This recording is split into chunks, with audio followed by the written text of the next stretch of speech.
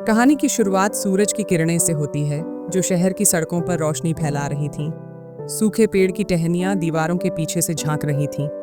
एक गहरे बाल वाला आदमी जिसकी हाथ बंधे थे, उसने खिड़की के सामने फांसी लगा दी। उसके होठों से एक बार की लार गिर रही थी। वह आदमी उन सिपाहियों को याद कर रहा था जिनके पास मशीन गन थी और जिनके पास मारने के आदेश थे। गोलियां तेजी से भड़कती हुई भाड़े के सिपाहियों के बीच उड़ रही थीं। कमांडर ने आदेश दिया कि हर एक घायल और मर चुके सिपाही को खत्म कर दो। घायल और मृत सैनिक जमीन पर गिर रहे थे और एक मशीन गन वाला आदमी फायरिंग करने लगा और वो जोर से चिल्लाया कि कोई भी जिंदा इंसान न बचे। भाड़े के सैनिक घायल होकर जमीन पर गिर गए। गोलियां आम लोगों पर भी लगीं। कमांडर ने हर चीज को मारने का आदेश दिया। एक काला झंडा लाशों के ढेर पर लहराया। एक थका हुआ आदमी मृत शरीरों के पास से गुजर रहा था। उसने एक औरत को देखा जो एक मृत बच्चे को गले लगाए हुए थी। वह बच्चे का सिर अपने पास दबाए हुए थी। आदमी के गालों पर खून भरे आंसू बह रहे थे। अचानक उसने अपनी आईलिड्स खोली। वो जोर से खांसा और रस्सी पर झूल गया और फिसल गया। उसने अपने पैरों को उठाकर एक तेजी से घूमकर अपने पैरों को छत पर रखा। उसने हुक को निकाला और जमीन पर गिर पड़ा। आदमी जमीन पर बिल्कुल बेहोश लेटा रहा। फिर वह बैठा और जोर से खांसा। खिड़की के नीचे पड़े हुए उसने राहत की सांस ली। खिड़की की स्लीप पर इंजेक्शन और टैबलेट थीं। आदमी खड़ा हुआ, रस्सी खींची और कहा कि यह बेकार है क्योंकि चाहे वो कितनी भी कोशिश करे वो मर नहीं सकता। हीरो ने रस्सी को जमीन पर फेंक दिया। सुबह की धूप की किरणें शहर को रोशनी देने लगीं। लोगों की भीड़ सड़क पर चल रही थी और खबरों में बताया जा रहा था कि आज सुबह शहर में अजीब जीव पाए गए हैं जो बड़े आग के केंद्रों के आसपास घूम रहे हैं। शहर के लोग मेट्रो में भर गए। संवाददाता ने बताया कि ताज़ा जानकारी के मुताबिक शहर का हाल बुरा है और लोग पैनिक में हैं, लेकिन पुलिस पूरी कोशिश कर रही है कि जो हुआ उसका कारण पता चल सके। लोग उस स्क्रीन के नीचे से गुजर रहे थे जो वहां की स्थिति दिखा रही थी।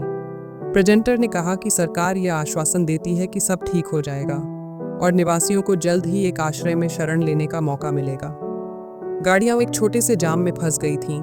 खबरों में बताया गया कि सरकार ने वादा किया है कि वो सभी बलों को नागरिकों की सुरक्षा के लिए निर्देशित करेगी।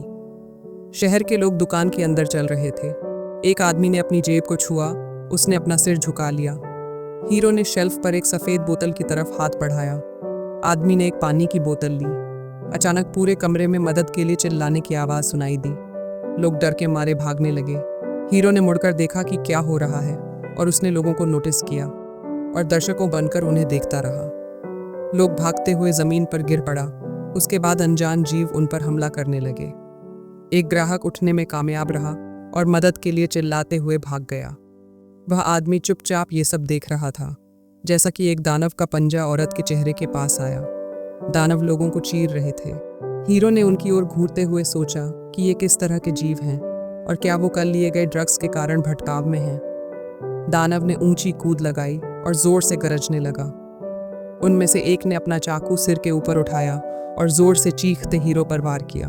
आदमी ने उसके सिर पर लात मारी। दानव के दांत टूट गए। दानव अपने ही साथी पर गिर पड़ा। घायल दानव फर्श पर गिर गया। बचे हुए दानव फर्श पर पड़े आदमी को घूरने लगे। आदमी ने भौहें चिढ़ाते हुए कहा कि अब उसे याद आया क्योंकि कल उसने कुछ नहीं किया था, क्योंकि वह खुद को फांसी देने की कोशिश कर रहा था। ऐसे में उसे ये अजीब जीव समझ में नहीं आए। फिर और दानव चीखते हुए कूद पड़े और चारों ओर से हीरो के पास आने लगे। आदमी, हीरो, ने जल्दी से पीछे मुड़कर एक बड़ा मुक्का मारा और तब दूसरे दैत्य ने अपनी लट्ठी उसके सिर की तरफ स्वंग की। हीरो ने पीछे हटकर खुद को संभाला और दैत्य का हाथ पकड़ लिया। अगले ही सेकंड लट्ठी दैत्य के चेहरे पर लगी। आदमी ने लट्ठी को घुमाते हुए दो दानवों को एक साथ मारा। दैत्य जमीन पर गिरे और खून थूकने लगे। हीरो ने दांत भींचते हुए दैत्यों को जमीन से उठाया और उनके ऊपर पटक दिया। हीरो ने तुरंत उन्हें खत्म करने का फैसला किया और एक हार चुके दानव पर पैर रखा।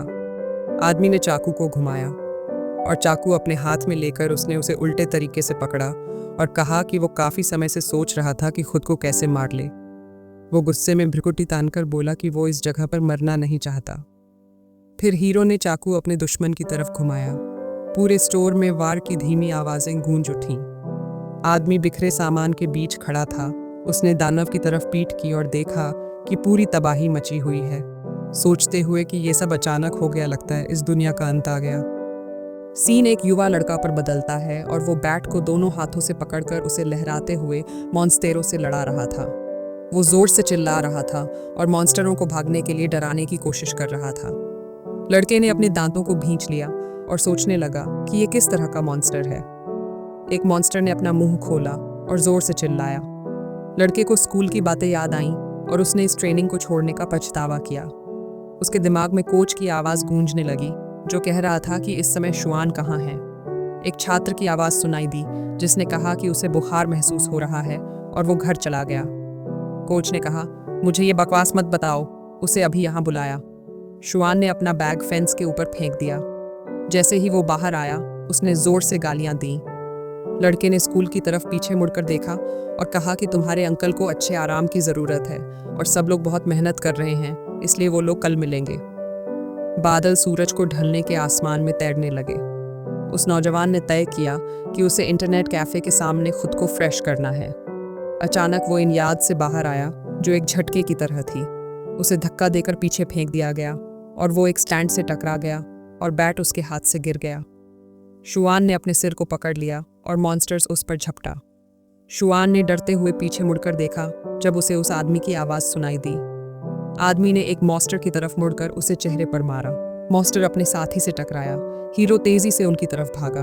मॉन्स्टर चौंक गए और मुड़ गए। आदमी ने एक स्क्रू ड्राइवर को खुद का हथियार बनाया और हवा की स्पीड से मॉन्स्टर के गले और रिब्स पर हमला किया। मॉन्स्टर गुस्से में गजरा। हीरो ने हाथों में पकड़े मास्टर के शव को किनारे फेंक दिया और बचे हुए मॉन्स्टर की तरफ दौड़ पड़ा। मॉन्स्टर ने स्क्रू ड्राइवर की नोक को आते हुए देखा। हीरो मॉन्स्टर्स को खत्म करके अपने पैरों पर खड़ा हुआ और उस युवा लड़के की तरफ मुड़कर बोला कि अगर उसे जीना है तो उसे उसका पीछा करना चाहिए। आदमी ने अपनी हुड उतार फेंकी और कहा कि उसे उसकी बात माननी होगी। शुआन ने उसे अचरज से देखा और सहमति जताई। अचानक उन्होंने एक तेज चीख सुनी। आदमी उस आवाज की तरह दौड़ पड़ा। शुआन ने उसे रोकने की कोशिश की। उसने पीछे मुड़कर बल्ले को देखा और सोचा कि वो आदमी उसके बिना कैसे जा सकता था। लड़के ने अपना सामान उठाया और कहा कि इस तरह जाना बेहतर है बजाय खाली हाथ जाने के। तभी चुप्पी मोल में छा गई। लड़का उस आदमी के पास दौड़कर गया और पूछा कि वो उसकी राह क्यों नहीं देख रहा था। वहां एक विशालकाय मॉन्स्टर बेजार खड़ा था। उसका एक हाथ में कटा हुआ ह्यूमन का हाथ था और रैकेट लिए एक आदमी उस पर बेतरतीबी से हमला कर रहा था। अपनी टेनिस रैकेट को लहराते हुए वो उसे दूर भगा रहा था। उसके पीछे एक औरत अपने बेटी के साथ पड़ी थी। लड़के ने डर के मारे माथा चिढ़ाया और पूछा कि ये क्या है। हीरो ने उसके हाथ से बैट छीन लिया और आगे बढ़ गया। टेनिस रैकेट टुकड़ों में टूट गया। मॉन्स्टर ने अपना हाथ सिर के ऊपर उठाया और हीरो मदद करने के लिए पूरी ताकत से दौड़ा। अचानक उस राक्षस ने उसकी तरफ ध्यान दिया। आदमी ने गुस्से में भौहें चढ़ाईं और करीब जाकर उसके सिर पर 2 बैट मार दी। हीरो ने अपने पैर को घुमाया और हमले के लिए तैयार हो गया। उसने राक्षस के सिर पर जोर से वार किया, लेकिन उसे ऐसा लगा जैसे वो किसी पहाड़ पर वार कर रहा हो। राक्षस ने धातु के बैट को पकड़ लिया और आदमी की तरफ देखकर बैट को प्लास्टिक की बोतल की तरह पिचका दिया। हीरो ने देखा कि राक्षस हमला करने की तैयारी कर रहा है। उसने कूदकर हमले से बचते हुए हीरो ने टूटा हुआ रैकेट पकड़ लिया। उसने झटका दिया और विशालकाय हाथ पर वार करते हुए उसके चारों ओर घूम गया और मॉन्स्टर के आगे आया और हीरो ने रैकेट का हैंडल मॉन्स्टर की आंख में ठूंसा। मास्टर पीछे हट गया। हीरो ने जमीन पर गिर हुआ बैट उठाया। उसने उसे घुमाया और मॉन्स्टर की मौत की विश की। मॉन्स्टर ने अपना मुंह खोला, अपने हाथों को दोनों तरफ फैलाया और जोर से दहाड़ मारी। हीरो अचानक एक जगह जम गया। शुआन हैरानी से यह सब देख रहा था। जमीन पर पड़े आदमी और औरत ने बर्फ में गिरने जैसा महसूस किया। थोड़ा कांपते हुए शुआन ने इशारा किया कि उसका शरीर नहीं हिल रहा था। हीरो ने माथा सिकोड़ते हुए भाप छोड़ी। राक्षस हाथ उठाकर हमला करने वाला था। हीरो ने अपना मुंह और खोलते हुए एक अधूरी सिसकारी छोड़ी। उसने आखिरी पल में हमले को रोका, पर हीरो रैक पर फेंक दिया गया। मॉन्स्टर ने एक सुपर पोज दिया। शुआन का दिल डर से कांप रहा था। राक्षस ने उसे देखा। शुआन तंकित होकर बोले कि बकवास। अगर मुझे पता होता कि इसका अंत ऐसे होगा तो मैं कभी भी ट्रेनिंग नहीं छोड़ता। उसने मुश्किल से निगलते हुए यह तय किया कि अब मुझे ही कुछ करना होगा। मॉस्टर को कुछ नहीं हुआ और उसने हैंडल को बाजू में फेंक दिया। शुआन जोर से गाली देने लगा। वो आदमी डर के कारण कांप रहा था। लड़की अपनी माँ से लिपटी हुई थी, आंसू बहा रही थी। औरत ने उससे अपने बच्चे को बचाने के लिए कहा। शुआन ने अपने दांत भींचे और आगे बढ़ने की कोशिश की। उसका दिल जोरों धड़क रहा था। उसकी धड़कन बाहर तक आ रही थी। उसका हाथ हल्का सा कांपा। शुआन ने अपना सिर उठाया और अपने मुट्ठियों को कसा, जोर से चिल्लाया। राक्षस ने हैरानी से उसकी ओर देखा। शुआन ने भौहें चिढ़ाई और सिर झुका लिया। आदमी झुक गया और जोर से खांसने लगा। शुआन ने देखा कि उसके हाथ नीली ऊर्जा से घिर रहे हैं। उसने कहा कि उसे ऐसा लग रहा है जैसे हर एक सेल में ऊर्जा भर गई हो। उसने बैट उठाया और बताया कि उसके अंदर जैसे आग जल रही थी।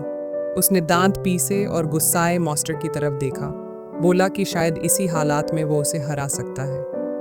हीरो मॉस्टर के कंधों पर कूद गया और उसकी गर्दन में एक रस्सी डाल दी। उसने अपनी हथेली मोड़ी और डोरी खींची। वो चौंक कर बोला।